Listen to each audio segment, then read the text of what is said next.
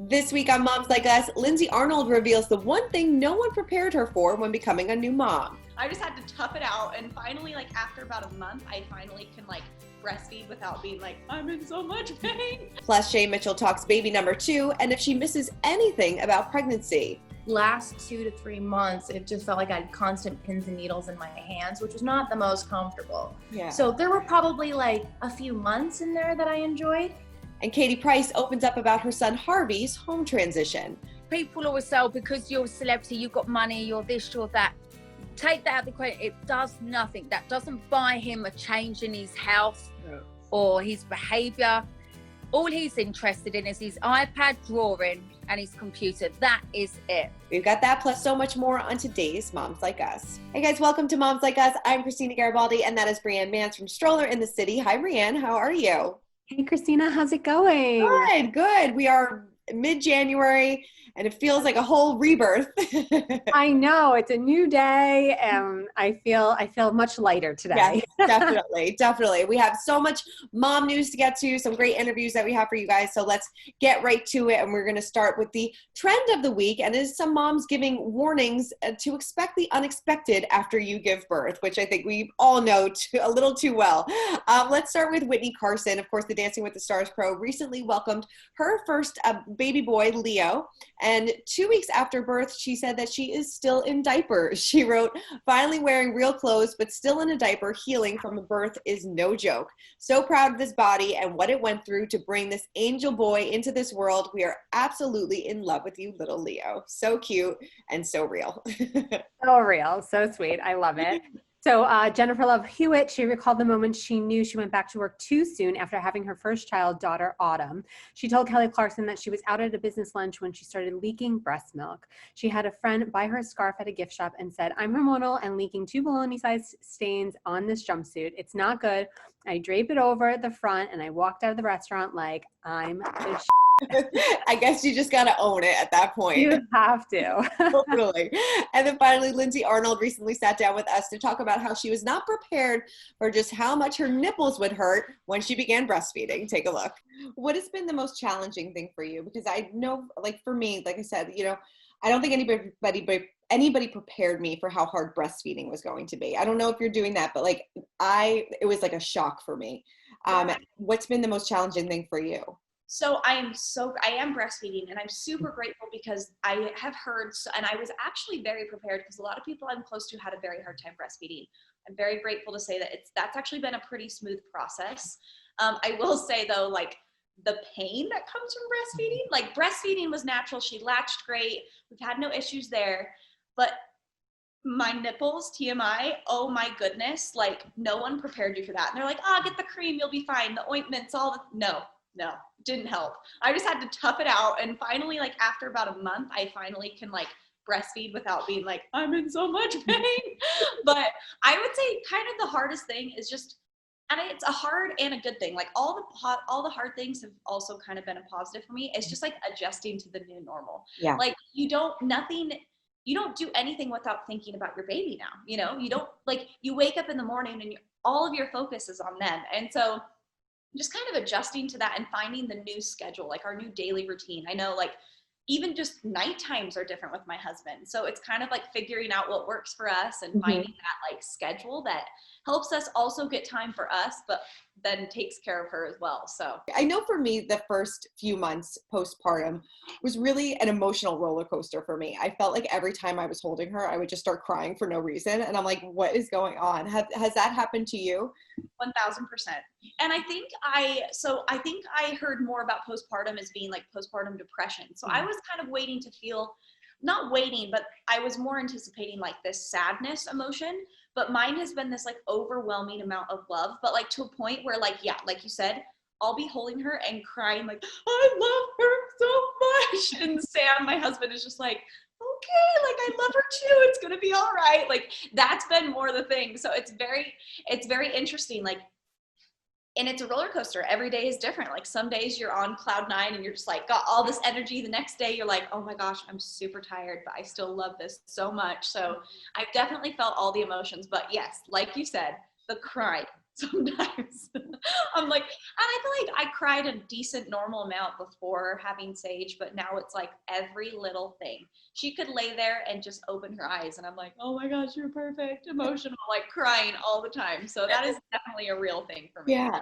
I mean, I feel like all of these things are things that we can relate to. Yes, and we discuss it all the time, like Yes. every week. And a lot of times you don't hear about these things, or at least I didn't. Like, No. yes, that is one thing that they said breastfeeding is hard, but they didn't go into detail, I feel like. And then Right. when you were like experiencing it, you're like, oh my God, what? Right. You're like, oh, I didn't realize that like thousands of like knives stabbing my breast is that's what it's going to feel like. But yeah, they didn't warn you for that. They didn't really warn you about the diapers or the pregnancy underwear that you're probably going to have to wear for a while, but they Absolutely. Oh my God. Yes. All of it. Those mesh underwear. Yes. All right, let's get to our celeb mom and dad news of the week. And Justin Timberlake finally confirmed that he and wife Jessica Biel welcomed their second son, Phineas.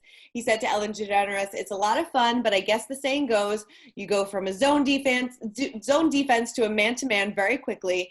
You go get that one, I'll go get this one, but it's great." And he said that Silas, their 5-year-old son, is super excited right now, and he's very much liking it. But, you know, Finn can't walk yet or chase him down, so he doesn't know what will happen in the future. But, you know, finally, we had word that she gave birth back in July, so they've definitely kept this under wraps for quite some time. Like so much. I don't even think I knew she was pregnant with her second. I don't think anybody did, because she really was pregnant probably at the, you know, during the height of the pandemic. I mean, it's always the height of the pandemic, but it's like, but, you know, nobody saw her for months and months and months, and she gave birth under wraps, and, you know, nobody's seen the son, but he finally confirmed that, yes, they did welcome another little baby boy. Unreal. We want to see pics. I know. Pictures. Pictures. I mean, did you feel like that when you went from 1 to 2, that it was like, you know, zone defense to a man-to-man? Oh, absolutely. Absolutely. The 1 to 2 jump for me was way harder than the 2 to 3 jump. That's what I hear. Yeah. Mm-hmm. Yeah. I guess you're kind of used to it. You're like, all right, we can do this. And then totally, like when you're like juggling both. That's why like people who have twins, I'm just like, how do you do it? Because like I couldn't do it, but then they look at us and they're like, I don't understand how you can handle like 2 different phases at the same time. Mm-hmm. Yeah. So that was like always a conversation that I would have with like my twin mom friends, you know? Mm-hmm. Yes, I guess there's advantages and disadvantages to both. Totally. Okay, so Jade Roper opened up about her battle with depression after giving birth to her son Brooks in July 2019. She shared a story after someone said they were going to stop following her on social media because she was complaining about motherhood. After welcoming her youngest child, Reed, she wrote, "Fact is, I was fighting a dark depression for the first 6 months after Brooks was born, and no one would have known it. And fact is, I'm not that perceived person they spoke of anymore." She pointed out that with every birth, there is a new version of ourselves that we are getting to know as well, and each child is different. Yeah. I mean, of course, you know, I feel like I definitely went through like some weird depression thing with my first, and definitely didn't, speak about it. But like a social media follower, so that they're going to unfollow her, like that's not the reason why to talk about it. But, you know, I definitely think, it is true. I feel like we go through this whole thing, like even after we give birth, and it happens 3 different times in 3 different ways. Like I didn't experience that with my daughters. I think because I was too busy, you like kind of do it. But especially now, like feeling isolated, you know, most people are home now. It's cold and freezing here in New York City, and, you know, we're not outside a lot, you know, so I get that. I get it too. And I totally felt it too. Like after I had my daughter, like you know, there's so much pressure to figure out like, okay, how do I even become a mother? How am I going to keep this little person alive while also dealing with all the emotions that you're going through? I remember like crying like almost every single day, not because, you know, sometimes because I was sad, and other times I would just had so many hormones that everything like a commercial would make me cry. So totally. And even like just the lack of sleep, I feel like that is a trigger for sure. And I feel like that sets you off. And if you don't get that good night's sleep in, like it's just like a spiraling effect. Yeah, it does. It messes with your mind. But yes, like if somebody's going to unfollow her because she's not this happy-go-lucky mom, then unfollow her. Like I'm sure she doesn't need that negativity in her life. Yes, we're actually going to speak to her next week, so we'll get her perspective on all this next week. So we'll get that for you. But right now, let's move on to Katie Price. She detailed her heartbreaking decision to place her 18-year-old son Harvey in a home for full-time care. She told the Sun, "It's so upsetting to think I won't see him every day, but this is the best thing for Harvey, and we have to think positively because I don't want him to think I'm just getting rid of him. This is his chance to live an independent life, learn skills, and socialize with people other than me. I'm trying to get him used to not being there all the time, but he'll call on his iPad and say, 'Mom, I need you,' and I run to him." Now, the English star gave birth to her eldest son in 2002 with former professional football player Dwight York. Harvey was born with septoptic dysplasia, a condition that left the development of his optic nerve unpredictable. He's partially blind. He gains weight easily from his Prader-Willis syndrome and is on the autism spectrum. When Harvey moves 3 hours away, she is worried about struggling to see him while she juggles the rest of her children, Junior, who is 15, Princess, who is 13, Jet, who is 7, and Bunny, who is 6. We recently caught up with Katie, and she explained and opened up about this experience. Take a look. I mean, does he understand how his life is going to change in a few months? And then how did you kind of break the news to him? And do you have to keep reminding him that, life is going to look a little bit different? So I've got him his own little house at the minute, and it's opposite where we live. It's got all cameras in it. So either I'm here or there's a carer, Kalila, who's known him for 7 years from school. So he's got his own kitchen, but it's a 3-bedroom house. So that's the start of his starting his independent living. So I'm doing it slowly for him. Because otherwise I don't want him to think I've just sent him away. Right. So it's transitional. So he knows now he's 19, he's going to a college. Mm-hmm. And I've shown him obviously some of the colleges. So he's more excited about what his room's going to look like and if it's got a kitchen, because he probably thinks I'm going to fill it up with lots of stuff, which I won't be. So yeah, I'm doing it that way for him because I want him to be happy, because if he's not happy, I'm not happy.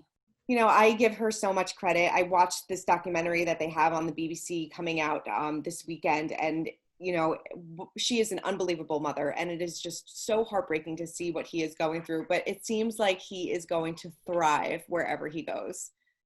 Absolutely. Absolutely. It's super important for them to do that. Like, it's, he's turning 18, like they have to learn how to like live on their own. Yeah. My husband's youngest son is severely autistic, and there's a huge age gap between them. And he had to go and live in a home. And I know my in-laws were like heartbroken over the situation, but it really is like the best thing for them. Yeah. And I mean, it really does open your eyes to, what they're going through and how hard it is to get them into these homes too, because she has to go through all this different type of funding. And, it's scary too, because he's 3 hours away, gone full time, and she doesn't really get to see him that often, but she's doing what is best for him. And in the long run, you see in this documentary, he is so excited to be going to these places and living on his own. It's really, really great what she's doing. So I commend her. For sure. My heart breaks for them. It's just such a hard thing. Mm-hmm, it really does. So moving on, I don't even want to move on from just moving. Yeah. Moving on to the Challenge alum, Ashley Kelsey, who has been battling anxiety while pregnant with her first child. She wrote on Instagram, "I've never had anxiety before until I got pregnant, and now I worry about everything." She said if COVID wasn't a thing, she would be able to work out regularly and improve her mental health. She added, "If I wasn't so isolated during my pregnancy, it wouldn't. Anyone who is pregnant right now knows." She said that she is coping with her anxiety by taking hikes and meditating. I mean, did you suffer anxiety when you were pregnant? Not when I was pregnant. I felt it more so afterwards. Like, I felt like, everything was like, I was like, I felt like I was always thinking the worst situation possible. And it really like kind of messed with my mind for a while. And like, slowly I kind of eased out of it. But one of my really good friends, she had very bad postpartum anxiety, and, she had to see somebody because she said the same thing. Like, she would hate to even go outside because she was so worried about germs and things like that. And so it was really bad for her.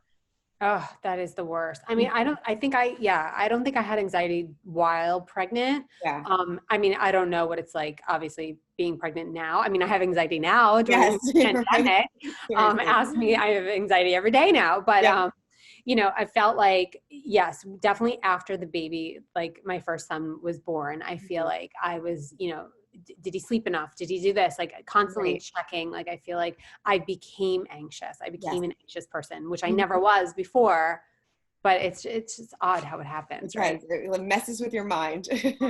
All right. Well, our mom of the week goes to Shay Mitchell, who welcomed her first daughter, Atlas, in October of 2019, but she is in no rush to welcome baby number 2. Take a look.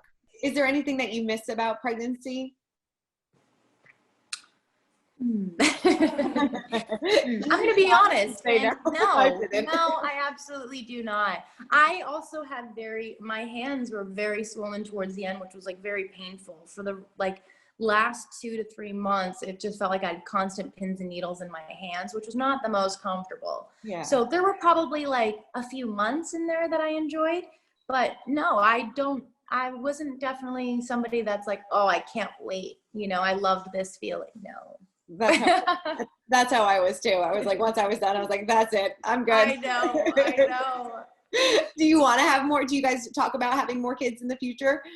We do. We'll see what happens, you know, when the time is right and when it happens, then yeah, it's not something that we're constantly focused on. You know, right now it's just still Atlas is growing at such a fast pace. It's like hard to keep up, you know, and then I'm like, oh my gosh, you were just a baby a sec ago. So who knows? Who knows what? Definitely. Totally. I mean, what have you learned about parenting during this past year? That there really is no guidebook. You could read all the books you want, but I didn't see a book on the shelf about how to raise your child in a pandemic, you know? So it's like everything else that I read kind of went out the window when this happened. And you really just have to do the best you can. You know, I'm trying to get her FaceTime with my parents so that when we see them again in real life, she's familiar with them, but not too much screen time and this and that. You know, there's so many different things, but I'm just going with what feels intuitively right. And I'm trying my best. And, you know, she's been really great. So we're lucky. Yes. I always love asking parents, what is one thing you wish someone told you before you had your daughter? Oh, wow. To enjoy this time of not worrying about anybody else as much. You know, I think the moment you find out that you're pregnant till the end of time, you will always have them on your mind. And I didn't really think about that as much as I guess I do now, where I'm like, to all my friends who don't have kids, I'm like, go out, turn your cell phone off, live your life. Don't worry about anything ever happening right now, because the moment you find out, you know, that you guys are pregnant or whatever, you're having a child, like it changes. Yeah. You know, my phone will never not be on just in case, you know, anything were to happen. So that's definitely something, but it's all worth it. And, you know, Atlas turned a year old in October. So what are some of like her big milestones that she's hitting? Oh my gosh. What's her personality like? Yeah. She's definitely a little comedian. I was like, the other day she wanted something and she had this little pout and then went into like a fake cry. And I know they're fake cries because I'm like, hey, little one, I'm an actor. Like, I could tell. And then she like smiled after because she knew that other people were falling for it. It's just funny. Now she's literally turning into a little human, you know, she is. But I'm seeing her personality come out more and more. And each and every day there's something new that she does that just surprises me. So that's been fun. That has been, you know, the beautiful distraction of what else is going on. No, definitely. And I'm sure you've been so grateful being home and seeing all of her big milestones, all of her big firsts, which I'm sure, you know, my daughter is 20 months, so I was able to do the same thing. So it's so wonderful. It really is. It is. Yeah, definitely. How did this test your relationship during this time? Because it's a lot of togetherness, plus dealing with the baby. It's a lot of times. It is a lot of times. And I think that too can go in ebbs and flows. You know, one minute I'm like, you stay on this side of the bedroom, I'll be on this side. Do not cross this line, you know? And then other days I'm like, oh, this is awesome. I feel very grateful that I have you here to watch this Netflix show with. You know what I mean? So it comes in ebbs and flows for sure. But, you know, I think we too also have to take our moments of alone time. I think that's always really important. And yeah, I definitely treasure those moments I get to myself as well. Yeah, she said that, you know, she really doesn't miss anything about pregnancy. And I kind of agree with her. I really didn't either. See, I liked being pregnant. I loved it. I loved everything about it. What was your favorite thing about it? I don't know. I just I liked having that little belly. Like it was kind of like this thing that, I would hold on to or whatever. And I mean, did I like the back pain so much? No, but yeah, I just liked being pregnant. I don't know. Yeah. It was weird. Like when I was during my pregnancy, I didn't really like it. And then afterwards I was like, oh, okay, maybe I kind of miss it again, but I don't know. It's just, I think once you get to those later, you think about those later stages, like those final weeks, and you're like, oh my God, it's so hard. But did you feel like you were in a rush to have baby number 2? Because I feel like she said, so many people ask her, like pretty much like a couple months after she had her daughter, so when are you thinking about baby number 2? I was not. I think when Ryder was a year old, then I was like, okay, I'm ready. Yeah. I felt like everyone around me was starting to try for their second. And that's when I started, but it was definitely a full year where I was like, okay, no. Definitely. And then I started thinking about the school thing. Right. That's what gets people, I feel like. I mean, and you can't plan this because I actually went through, I think I've spoke about this before, secondary infertility, which is the weirdest thing. So it took me actually over a year to conceive my second. But I started thinking about the grades in school. If he's in, second grade, my daughter's going to be in what grade, and you kind of it is a weird age gap too when they are over 2 years apart. Right. No, it's true. It's I odd, totally agree with you. No, because my sister and I are 3.5 years apart, and we were never really, I don't think we were ever in school together, so it was always kind of weird. It was always like, oh, I wish that we would have had that experience together. But now, I feel like no matter what age, once you're older, you become the best of friends. Yeah, I mean, it doesn't matter. I think it's probably harder on the parent. Right, that's true. Right, my son's in 7th, and then my daughter's in 4th. That's a big gap. They were only kind of in school together for a little period of time. Right. Whereas my daughters are closer in age, so they're 1 grade apart. They're every other grade. So it's just weird. I mean, it's a lot of juggling. It totally doesn't matter. Right.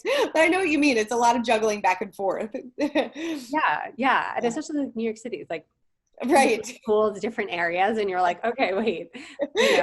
You're putting a piece of a puzzle together every single day. And different activities and different classes.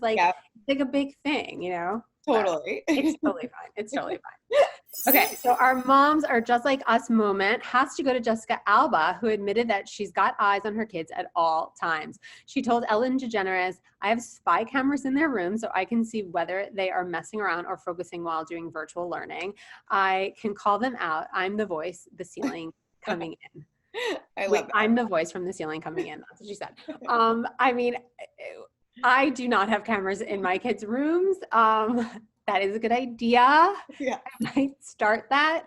I'm definitely the mom that yells and, from the doorway, are you focusing? What's going on? But baby monitor wise, your daughter is 1.5. So yes, she's 1.5. I still have a baby monitor. So I check it, my husband religiously would check it every single, so he would wake up all the time and look over to me. He's like, is she okay? Is she okay? I feel like now that she's a little older, I don't need to turn it on as much in the middle of the night, but if I wake up, I'll still check it. And she's close enough where if she's crying, I will definitely still hear her. So oh yeah. Oh my God. I hear when my kids turn around. Right. In the apartment. It's different now. It's funny now that we have a second house. It's so different now. Everyone is I get a little nervous once in a while. Right before I go to sleep, I actually go and check, where I never have to in the apartment. Sure, yeah. We're so close together. But it's funny now. Now I'm actually checking to make sure that they're sleeping and no one's on video games or watching TV. So it's a different kind of checking on them, but it's funny. I love that. It's so funny. All right. Well, our clapback of the week goes to former Destiny Child's member, Michelle Williams. So an Instagram troll criticized the 41-year-old for not having kids. They wrote, Michelle, I love you, but you need some children. Well, she fired back, you're an idiot. And when the Instagram user called her comment uncalled for, well, she wrote, no, what's uncalled for is you telling a woman that she needs to have children. She added, what if that woman can't have children? What if that woman doesn't want children? Watch your mouth and fingers. Don't ever let that come out of your mouth or your fingers on a comment section again to anybody. I would have ignored, but too many people need to stay out of a woman's uterus. Now scram and be blessed. I couldn't have said it better myself. I mean, I am clapping back right now because, I mean, absolutely. I mean, what, I don't know what possesses people to say this, you know? Right. I don't understand. I don't understand. And she's so right. You never know what somebody is going through. You never know if she was trying for years and couldn't get pregnant, or if she just doesn't want to have kids. And that's okay too. It is her body. It is her life. She can do with it however she wants. Yes. Oh my God. Yes. Oh my God. That was, I think that's one of my favorite clapbacks. I think it is. I think it's mine too. I feel like we need to like quote her, you know what I mean? Yes. And what she says, because I mean, no one has the right to even say that. Like, how, No, totally. who like has the audacity to just like sit there and write it? Who has the Right. time? Like, I just don't get that. I don't get it either. And why do they care? That's what I don't get. I don't understand. I mean, we say it week after week.